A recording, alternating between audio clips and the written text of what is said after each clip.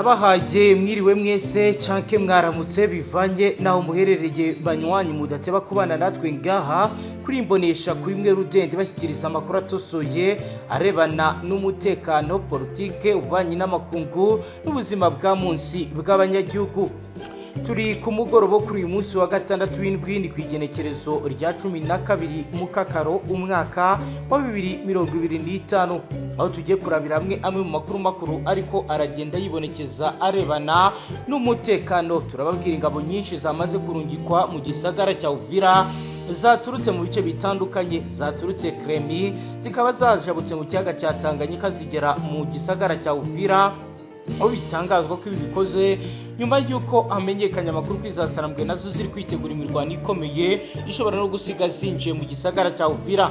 Hakaba rero hakozwe ibidasanzwe mu rwego rwo kuzana batayo de réaction rapide ndetse na unité de reconnaissance ndetse na compagnie de infanterie mécanisée bagomba kuba batabara ibice bitandukanye birimo Shanje, Kazimiya, Kavimvira, Maturure ndetse na Kiriba. Amakuru aradushyikiraho turaza gusigura bijyanye na poste avance dossier état de défense zigiye gushyirwa Kariba, Kavimvira ndetse na section de reconnaissance zifite inshingano zo kugenzura ibikorwa by'umwanzi hifashishijwe ibikoresho by'ubutasi nka drone, intelligence, surveillance ndetse na reconnaissance. Turaza kureberamo imikorere ya bataille de infanterie blindée ndetse turareberamo ibijyanye na compagnie de citoyenne logistique et médicale, turebe ibijyanye na compagnie de citoyenne logistique médicale mu bice bitandukanye bya Kavimvira hagiye gukorerwa ibidasanzwe. Turareba kandi unité mixée ya FRDC mu bice bya Shanje. Turaza kandi kubabwira umusirikare ukomeye wazanwe ufite ipeti rya coloneli wizoye guhindura ibintu. Turebere hamwe kandi ibijyanye n'observation et contre reconnaissance, turebere hamwe ibijyanye n'ibyateguwe mu rwego rwa neutralisation des infiltrations ndetse na protection des civils, appui et coordination de la terrorisme n'ibindi bitandukanye. Turaza kandi kubabwira ibikomeye bikomeje kugenda byibonekeza ngaha bijyanye n'abasirikare biteganyijwe ko abarenga 30,000 yindwi tugiye gutangira mu minsi iri imbere igomba gushira bageze mu gisagara cya Uvira. Turaza kandi kubabwira ibikomeye biriko biragenda byibonekeza birebana nuko Trump yahamagaye batanu muri Maison Blanche. Turebe ibiriko birapangwa nuko Perezida Donald Trump wa Leta Zunze Ubumwe za Amerika yakiriye inama ku mugwa mukuru wa Washington DC imuhuza n'abakuru b'ibihugu bitanu vya Afrika, bitanu muri Maison Blanche. Ibiro by'umukuru w'igihugu bifite nk'akaryo kadasanzwe n'ubikaba ari ibiko biragenda byibonekeza. Turaza rero kubabwira byinshi biriko biragenda bigaragara, aho rero bitangazwa ko Doha u Rwanda ba minisitiri bari mu biganiro birebana n'ibiriko biragenda bitegurwa. Muze turebere hamwe ibiriko biragenda bikinwa muri politike ndetse n'ibiriko biraba ku mirongo y'imbere y'urugamba ngaha mu buseruko bwa leta y'intwaro rusange ya Kongo. Niba ari ubwa mbere dukurikiye ushonde sabone uraba wiyongereye mu badohema kubana natwe ngaha mu makuru akomakomeye tugenda turashyikiriza umwanya ku wundi. Reka turamvura inkuru yacu. Ni nyuma y'uko amakuru yizewe yemeje ko umuhari w'izasarambwe wongereye ingabo hafi y'igisagara cya Uvira kuva ku mugoroba ku wa gatanu kugeza kuri uyu wa gatanu twigenekerezo rya 12 mukakaro 2025. Ubuyobozi bw'igisirikare cya leta y'intwaro rusange ya Kongo bukaba bwarahise bufata ingamba zikakaye, aho bwahise butanguza igikorwa cyo kurungika abasoda benshi ngaha mu gisagara cya Uvira ku gitigira intangere. Ingabo zoherejwe muri ibi bice bitandukanye bya gisirikare harimo bataillon de réaction rapide, unité de reconnaissance, compagnie de infanterie mécanisée zigamije gukumira ingabo zizasarambwe zishobora kugaba igitero gishobora kwibasira ndetse no gushegesha igisagara cya Uvira mu bice byegereye Shanje, Kazimiya, Kavimvira, Miturare ndetse na Kiriba. Makuru ariko aradushyikira ngaha arasigura ko mu gace ka Kiriba, Kavimvira hagizwe poste avance de surveillance et de défense mu rwego rwo gukumira igitero cyaturuka mu majyaruguru y'uburengerazuba bw'igisagara cya Uvira. Hashyizwe poste d'avance de surveillance et de défense Kariba na Kavimvira. Ahashyizwe section de reconnaissance yahawe inshingano yo kugenzura ibikorwa by'umwanzi hifashishijwe ibikoresho bigezweho iby'ubutasi, ibikoresho bihinga bwa none harimo rero drone. Iki ni igiciro cy'ingabo zishinzwe kuneka no kugenzura uko umwanzi yitwara, aho aba yihishe mu nzira, aho rero ashobora no kuba yaburizwamo mu gihe icyo ari cyo cyose. Ibice bikaba bigamije gutanga amakuru y'ubutasi ku gihe kugira ngo hatagira igitero gitunguranye gishobora kuba cyakibasira ibice ibyo ari byo byose. Mu duce twahitwa Kazimiya hashyizwe bataillon de infanterie Brende irimo abasirikare barwanira ku butaka bafite imodoka z'intambara zo mu bwoko bwa BRDMD ndetse na mini resistant ambush protected vehicles. Aha rero niho hatangirijwe kuba urwego rukomeye rwo kwigengesera mu kugaba igitero mu gihe sasarambwe zakegera ibi bice. Ni icyiciro cy'ingabo zifite imodoka z'intambara zikomeye zishobora kwinjira mu misozi miremire ndetse zikaba zanarwana mu gihe umwanzi yaba bashotoye. Biravuga ko rero mu bice byitwa Mutarure Compagnie de Soutien Logistique et Médicale yahamaze kuba yahashyira ibirindiro aho bakoze Compagnie de Soutien, aho rero FARDC yashyizeho ibikoresho by'ubuvuzi biribwa, ibikoresho byo gusana intwaro hamwe n'ahagenewe kwakira inkomere. Harimo rero n'itumaho naho rikomeje kwategurirwa rigamije gufasha abasirikare kubaho neza mu gihe haba harugiriye ibyago ku mirongo y'imbere y'urugamba. Ngaha mu yandi makuru atugeraho biravuga ko yitwa Kazimiya hari bataillon de infanterie Brende. Mu duce twa Kazimiya hashyizwe bataillon nayo izajya itanga umusada mu gihe bikomeye cyangwa se mu gihe habonetse ibyihutirwa nk'uko bivugwa ndetse binagaragara. Mu gace ka Shanjo hagiye koherezwa mixe ya FARDC ndetse na FDNB, nubwo rero hagati ya FARDC ndetse na FDNB bamaze igihe kinini bakorana. Biravuga ko rero ibingibi byagiye bitiza umurindi ukomeye kuko bizasarambwe zitarabashije kwinjira muri iki gisagara. Biravuga ko kandi aha hashyizwe initi iyobowe n'umusirikare w'u Burundi ufite ipeti rya kapiteni ndetse n'uwa FARDC ufite ipeti rya koloneli, bakaba aribo bagiye gukorana mu kuyobora kompanyi ndetse bikaba bivugwa ko section zashyizwe ngaha zose ari izisanzwe zifite ubuhinga bwa none mu gisirikare. Mu gihe bivugwa ko ibingibi biri gukorwa mu gihe bitangazwa ko hari hakenewe imbaraga zihuta bitewe n'imikorere idahwitse yari imaze iminsi yibonekeza ngaha, aho rero bizagiye bitangazwa ndetse bikanemezwa ko ubutegetsi bwa Kinshasa bwagiye burungika abasirikare ariko rimwe na rimwe bakagira imyitwarire itari myiza. Kuri ubu ibigiye kuvugururwa cyane cyane harimo observation et contre reconnaissance, kugenzura ibikorwa by'abanzi no kuburizamo ubutasi bwabo. Ibi nibyo zahawe imbaraga nyinshi kuruta ibyigeze bibaho. Hari kandi neutralisation des infiltrations yo gufata no kurasa ku bagerageza kwinjira mu gisagara cya Uvira baturutse mu mpande za Minembwe cyangwa se Bijombo hamaze igihe higaruriwe n'umwanzi wa FARDC.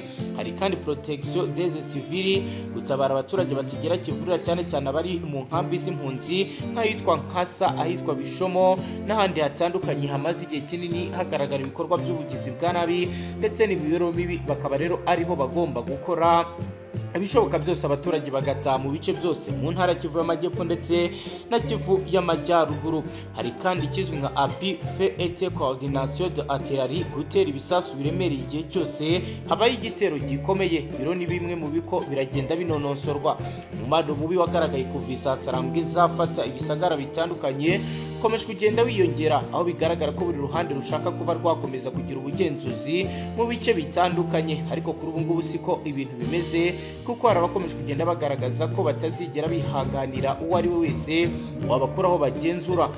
FARDC kuri ubu yihagazeho, ni mu gihe kandi bitangazwa ko n'igisirikare cy'u Burundi nacyo gikomeje gutanga umusada uwo ari wose ku gitigiri ntangere kugira ngo bikomeje kugenda biba ibindi. Ni mu gihe kandi andi makuru akomakomeye agaragaza uko urugendo ruriko rurakorwa. Reka nabyo tubiramvure tubabwira ko imyiteguro myinshi ikomeje kugaragara mu buseruko bwa leta iharanira intwaro rusange ya Kongo, aho abasoda barenga 7,000 ba FARDC bashyigikiwe n'ihuriro ry'ingabo kugeza ubu zitaramenyekana ku mugaragaro baherutse koherezwa Ikirami mu murwa mukuru w'intara ya Tanganyika, aho bateganya kwerekeza muri Uvira.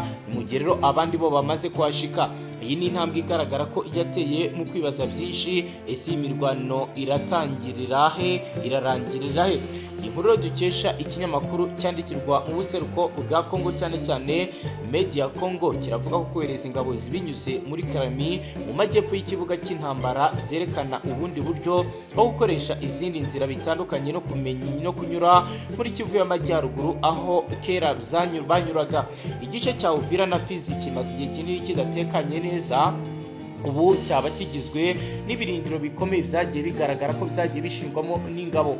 Amakuru ariko aradusubira ngaha ariko arabisigura mu buryo bwimbitse kandi bikagaragazwa n'ibikorwa bikomeje kugenda biba, aho bitangazwa ko kuri ubu ngubu ibikorwa bya gisirikare bishobora kuba biri muri Haut Plateau no ku murongo wa Bukavu Goma biriko birategurwa, nk'uko amakuru aturuka mu gisirikare cya Kongo agera kuri Radio France Internationale ndetse na TV5 Monde abisigura.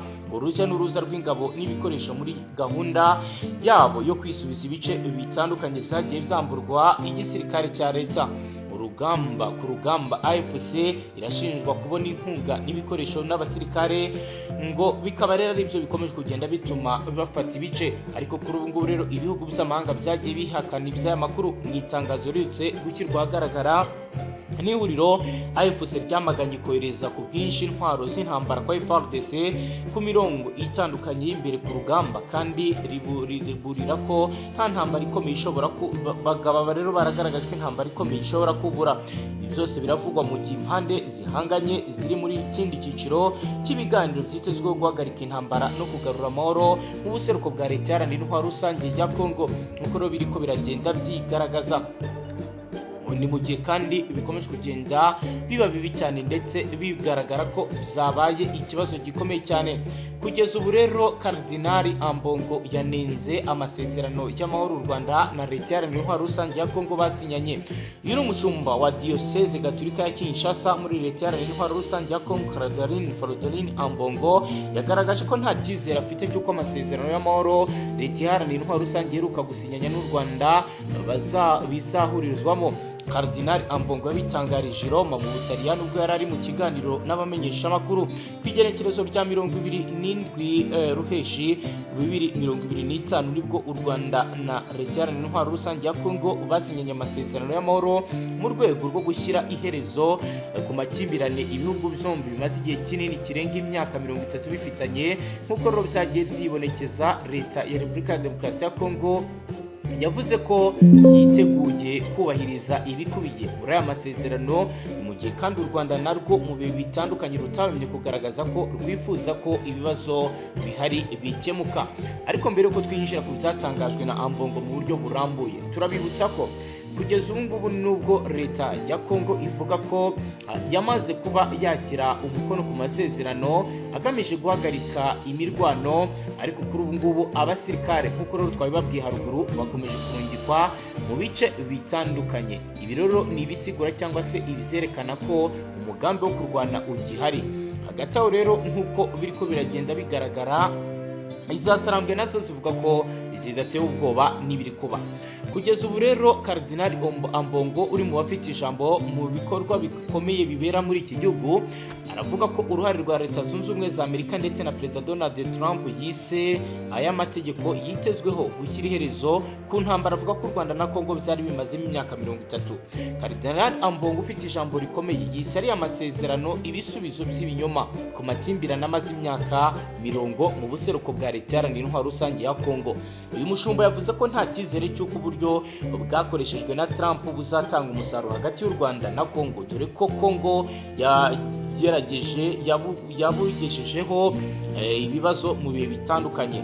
Yagize ati hambere aha mwakurikiranye igisubizo cya Trump ari guha Repubulika Iharanira Intwaro Rusange ya Kongo n'u Rwanda mu ntambara, kandi intandaro yayo ni amabuye y'agaciro. Njyewe Trump w'igihangange ndaje mpunge hanyuma numpe amabuye y'agaciro. Yagaragaje igisubizo muri Ukraine nticyakora, gusa iwacu muhira buri wese iyo yumvishe Trump ariruka agira ubwoba. Ambongo yunzemo ko uburyo bwakoreshejwe mu gusinya ari amasezerano butakwiye ndetse bukaba burambiranye. Ati icyo twavuga kuri aya masezerano nuko ubu buryo bw'imikorere buhagije, ibisubizo by'ibinyoma birahagije, ibyemezo bifatwa hatabanje gutega amatwi abimpuguke mu by'umutekano. Amasezerano y'amahoro Ambongo yagaragaje ko adafite icyizere ku bikubiyemo ingingo zitandukanye zirimo kuba leta igomba gusenya umutwe FDL ufatwa nk'umuzi w'umutekano muke mu myaka irenga 30. Nk'uko rero ariko arabitangaza, akaba rero ari ibintu benshi kuri ubu ngubu bakomeje kugenda bavuga ko bategereje ibizavamo, bategereje imyanzuro izafatwa. Reka tuje i Doha muri Qatar tubabwira amakuru makuru ariko aradushyikira ngaha. Minisitiri w'umutekano w'u Rwanda na Minisitiri w'ubutegetsi bw'igihugu wa Repubulika Iharanira Intwaro Rusange ya Kongo bageze i Doha muri Qatar gukurikirana ibiganiro hagati y'umutwe w'izasarambwe ndetse na leta ya Kinshasa nk'abatumirwa nk'uko bivugwa na radio mpuzamahanga y'Abafaransa Radio Internationale France. Amakuru avuga ko Minisitiri Jacques Shaban wa leta ya Kongo ndetse na Vincent Biruta w'u Rwanda, Komisiyo y'Ubumwe bwa Afurika na Togo batumiwe muri Qatar ngo baze gukurikirana ibijyanye n'ibi biganiro. Ubutegetsi bwa Kinshasa cyangwa Kigali buremeza niba aba minisitiri barageze i Doha. Guhera mu ntangiriro z'iki cyumweru turimo, iyi ni inshuro ya gatanu impande zombi zirimo kuganirira i Doha kuva ibiganiro bizatangira muri Mata uyu mwaka wa 2025. Ibi biganiro ubu birimo kuba ku gitutu cya Amerika ndetse abategetsi ba Washington DC bavuze ko bizeye ko ari byo bizanyuma ko bagiye kugera ku bwumvikane burambye. Mu ndwi iheze, Mossad Boris umujyanama wa Perezida Donald Trump kuri Afurika yatangaje ko ibiganiro bya Doha ubu bizaba bihagarariwe n'ubutegetsi bukomeye kurusha impande zombi buzaba buhari. Ni mu gihe rero benshi bakurikirana ibiri kuba ndetse bagaragaza ko Boris yavuze kandi ko bizeye ko ibiganiro bizagera ku bwumvikane mbere y'uko Perezida Tshisekedi ndetse n'u Rwanda bahura. Perezida Trump ubwo yakiraga abategetsi batanu b'ibihugu bya Afurika ku wa gatatu yavuze ko abakuru b'ibihugu by'u Rwanda na Kongo bazajya Washington mu byumweru bike biri imbere. Radio France Internationale iravuga ko gutumirwa kw'aba baminisitiri Biruta ndetse na Shabani ari ikimenyetso gusa kuko batagira uruhare mu biganiro, ahubwo batumirwa kugira ngo babikurikirane. Bitandukanye n'ubundi buhuza muri aya makimbirane mu buseruko bwa leta Iharanira Intwaro Rusange ya Kongo, ibiganiro bya Doha na mbere byakunze kurangwa no kubera mu ibanga. Kugeza ubu impande zombi ziri Doha ntizirumvikana ku buryo buri ruhande rusaba. Mu kwezi kwa Gicurasi ubutegetsi bwa Kinshasa bwatangaje ko mu byo busaba harimo kwizasarambwe zigomba kurekura ibice zafashe hagasubizwaho ubutegetsi bwagenwe na leta ndetse n'igisirikare cya leta. Mu byumweru bishize mbere yuko basubira i Doha, wizasarambwe zagaragaje ingingo 8 wifuza ko zaganirwaho ndetse leta ya Kinshasa igomba kuzemera. Nta makuru arambuye yaratangazwa n'ababishinzwe ku bindi wizasarambwe zifuza harimo ibiganiro by'i Doha. Izasarambwe ziravuga ko kugenzura akarere gafite ubuso bwa kilometero kare 34,000 mu ntara ya Kivu y'Amajyaruguru na Kivu y'Amajyepfo. Kinshasa, UN, ibihugu bimwe byo mu burengerazuba biravuga ko uyu mutwe ufashwa kandi uterwa inkunga n'u Rwanda, ibyo leta y'u Rwanda ihakana. U Rwanda na UN hamwe na bimwe mu bihugu byo mu burengerazuba nabyo bivuga ko Kinshasa ifasha umutwe wa FDL urwanya ubutegetsi bwa Kigali, ibyo Kinshasa nayo ihakana. Kinshasa na Kigali baherutse gusinya amasezerano y'amahoro i Washington ashingiye ahanini ku ngingo zitandukanye no guhagarika imirwano no kutavogera ubusugire bw'ibihugu byombi no guhagarika imirwano. Ibi rero akaba ari ibintu benshi bagiye bagaruka ndetse bakabivuga mu buryo butandukanye. Kuri ubu rero benshi biteze icyaza kuba igisubizo ndetse n'uko ibintu bishobora kuba bizagenda birangira amahoro akongera akagaruka nk'uko benshi bamaze igihe babyifuza. Mu yandi makuru ariko aragenda avugwa, bamwe mu Barundi bararira ayo kwarika, bamwe mu Barundi bafite icyifuzo gikomeye ku birebana n'ifungurwa ry'umupaka. Amakuru ahari ni uko Abarundi by'umwihariko batuye mu majyaruguru y'u Burundi baratakambira ubuyobozi bwabo kugira icyo bakora ngo bafungure imipaka yose bahuza n'u Rwanda, babone uko babasha gukomeza imibereho. Muri komine ya Nyamurenza mu yahoze ari intara ya Ngozi, Bugabira, Ntega, Busoni mu yahoze ari intara ya Kirundo baragaragaza ko ingendo bagiriraga mu Rwanda banyuze mu nzira ku butaka zari zibafatiye runini kuko bacuruzanya n'Abanyarwanda cyangwa se bagahaha ibi bimwe mu byo batabona mu Burundi ndetse abandi bakaba bahana imirimo. Umucuruzi wo muri Nyamurenza yasobanuye ko mbere y'uko imipaka ifungwa y'agacuruza inkoko mu Rwanda agatahana imyenda ya caguwa akayicuruza iwabo, ahamya ko imibereho ye yahagaze. Ati twajyaga kugurisha inkoko mu Rwanda tugatahana imyenda ya caguwa yo kugurisha mu masoko y'iwacu, imibereho yacu yarahagaze. Mu mirimo abarundi begereye imipaka bajyaga gukorera mu Rwanda harimo iy'ubuhinzi ihemberwa ku munsi, basobanura ko amafaranga bishyurwaga n'abanyarwanda yari abatunze cyane ko ariyo menshi ugereranyije n'ay'iwabo. Umubyeyi ufite abana 6 bo muri Busoni yatangaje ko ubuzima abaturiye imipaka babayemo kuri ubu ari ubuzima butari bwiza bitewe n'uko akazi bazaga gukora mu Rwanda kahagaze. Ni nuko dusoje Cyondo Sabon. Hano twibanda cyane ku nkuru zikomakomeye zirebana n'umutekano, politiki, ububanyi n'amakungu n'ubuzima bwa munsi bw'abanyagihugu. Astra Vista.